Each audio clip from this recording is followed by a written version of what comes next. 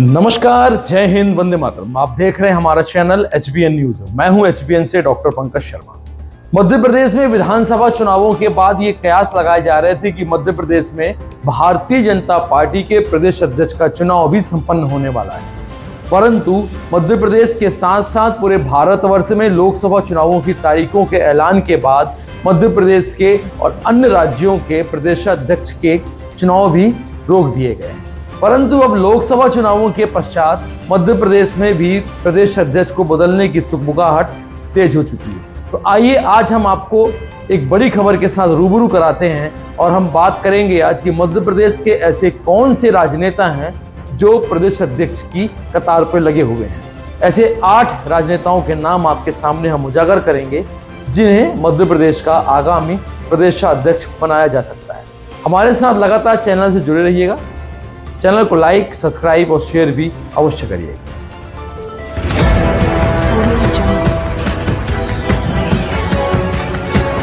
आप देख रहे हैं HBN न्यूज, आपको रखें हर पल सच से अब। वैसे यदि बात करें तो भारतीय जनता के पास विकल्पों की कोई कमी नहीं है। बीजेपी के लिए मध्य प्रदेश एक ऐसा राज्य है जहां एक नेता ढूंढने निकलेंगे तो आपको वहां 10 नेता मिल जाते हैं। यही स्थिति प्रदेश अध्यक्ष के पद के लिए भी है। इस पद के लिए भारतीय जनता पार्टी में एक नहीं 8 नेता दावेदार नजर आते हैं, लेकिन उस नेता को भी अपनी काबिलियत साबित करनी पड़ती है इसके बाद कि वो इस पद की रेस में जीत सकता है। भारतीय जनता पार्टी का प्रदेश अध्यक्ष बनने के लिए नेता को वरिष्ठ होना जरूरी तो है ही, साथ ही उसमें संगठन को बनाए रखने के लिए और संगठन के नियम कानून और उसके अनुशासन पर चलना भी जरूरी है। अब बारी है भाजपा के प्रदेश अध्यक्ष को बदलने की। इस पद की रेस में बीजेपी के 8 बड़े नेता शामिल हैं। ये 8 नाम पर हम बाद में आते हैं। इससे पहले आपको बताते हैं कि बतौर भाजपा प्रदेश अध्यक्ष BD शर्मा ने एक शानदार पारी खेली। वो साल 2020 में पार्टी का सबसे बड़े उपचुनाव जिताने में कामयाब रहे। उन्हीं की सरपरस्ती में पिछला विधानसभा चुनाव भी जीता गया और लोकसभा चुनाव के नतीजे तो आपके सामने स्पष्ट रूप से दिखाई दे रहे हैं। कांग्रेस को न सिर्फ प्रदेश की लोकसभा सीटों में सुपड़ा साफ हो गया, बल्कि जमीनी स्तर पर भी कांग्रेस को बुरी तरह से कमजोर कर दिया और भाजपा मजबूत स्थिति में खड़ी हो गई। जिसके बाद अब खबर यह है कि BD शर्मा को केंद्र में बड़ी जिम्मेदारी सौंपी जा सकती है। आइए अब हम बात करते हैं कि भाजपा के प्रदेश अध्यक्ष के लिए किन नामों की चर्चा है और कौन इसके दावेदारी ठोकता है। सबसे पहले हम बात करते हैं BD शर्मा का। कार्यकाल पूरा हुआ तब राजेंद्र शुक्ला, कैलाश विजयवर्गीय और नरेंद्र तोमर के नामों की भी चर्चा बहुत जोरों पर थी, लेकिन राजेंद्र शुक्ला को डिप्टी CM का पद मिल चुका है। कैलाश विजयवर्गीय मोहन कैबिनेट में अहम भूमिका संभाल रहे हैं और नरेंद्र सिंह तोमर स्पीकर बन चुके हैं। अब उनके नाम का भी इस लिस्ट से बाहर ही कहा जा सकता है। यदि हम बात करें मध्य प्रदेश में ब्राह्मण चेहरे को रिप्लेस करने की बात, तो वहां पे नरोत्तम मिश्रा का नाम सबसे ऊपर आता है। इस रेस में सबसे पहला नाम आ रहा है नरोत्तम मिश्रा का। अगर पार्टी ब्राह्मण चेहरे को ही इस पद की जगह पर अगला ब्राह्मण चेहरा देना चाहती है या फिर किसी दलित चेहरे का चुनाव कर देगी, तो रेस में कुल ऐसे जो विधायक हैं और ऐसे कुल जो बड़े राजनेता हैं उसमें से नरोत्तम मिश्रा का नाम सबसे ऊपर उछल कर आता है। चलिए जानते हैं कि उन खासियत के दम पर कौन इस रेस में आगे निकल सकता है। वैसे शिवराज सिंह चौहान इस पद के सबसे प्रबल उम्मीदवार रहे हैं। वो पार्टी का OBC चेहरा होने के साथ साथ लोकप्रिय चेहरा भी रहे और मध्य प्रदेश की नब्ज खूब समझते, लेकिन अब वो सांसद का चुनाव भारी मतों से जीत चुके हैं। तो अब कयास लगाए जा रहे हैं कि केंद्र में उनको बड़ी भूमिका मिल सकती है या उन्हें भाजपा का राष्ट्रीय अध्यक्ष बनाया जा सकता है। लिहाजा शिवराज सिंह चौहान इस रेस से बाहर हैं।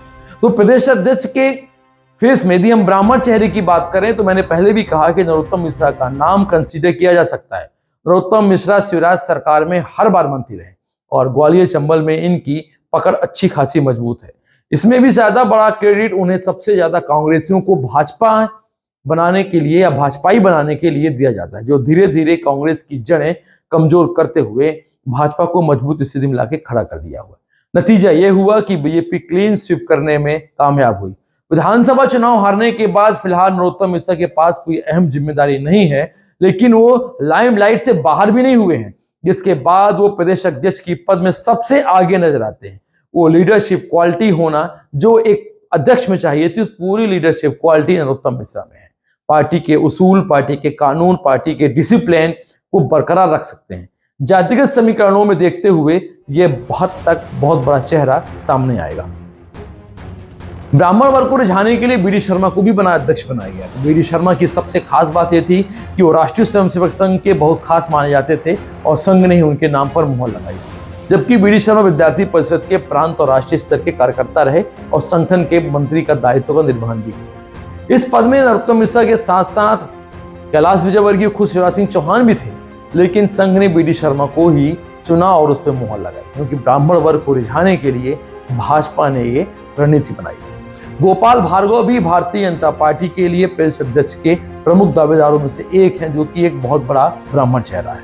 बात ब्राह्मण चेहरे की करें तो गोपाल भार्गव का नाम भी ले लिया जा सकता है, जो फिलहाल विधानसभा में बीजेपी के सबसे वरिष्ठ और कद्दावर नेता हैं। साल 2018 में मिली हार के बाद उन्होंने ही विधानसभा में नेता प्रतिपक्ष का जिम्मा संभाला था।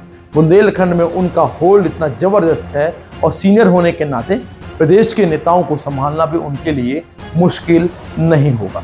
यदि हम बात करें दलित आदिवासी वोटर्स में पैठ बनाने वाले फग्गन सिंह कुलस्ते की, तो आइए इनकी राजनीतिक कैरियर पे भी एक नजर डालते हैं और क्यों यह जरूरी है प्रदेश अध्यक्ष की दौड़ पे। इस सूची में विधानसभा चुनाव हारने वाले, हाल ही में हुए लोकसभा चुनाव जीतने वाले फग्गन सिंह कुलस्ते का भी नाम शामिल है, जो प्रदेश के बड़े आदिवासी चेहरे हैं। यही वजह है कि विधानसभा चुनाव हारने के बावजूद भी भारतीय जनता पार्टी ने फग्गन सिंह कुलस्ते को मंडला लोकसभा से चुनाव की टिकट दी थी और वे भारी मतों से जीतकर संसद पे बैठ चुके हैं। मोदी सरकार में भी वो राज्य मंत्री रहे, लेकिन इस बार केंद्रीय कैबिनेट मंत्री बनना उनका लगभग तय माना जा रहा है। हो सकता है कि पार्टी उन्हें प्रदेश अध्यक्ष का पदभार भी सौंप दे।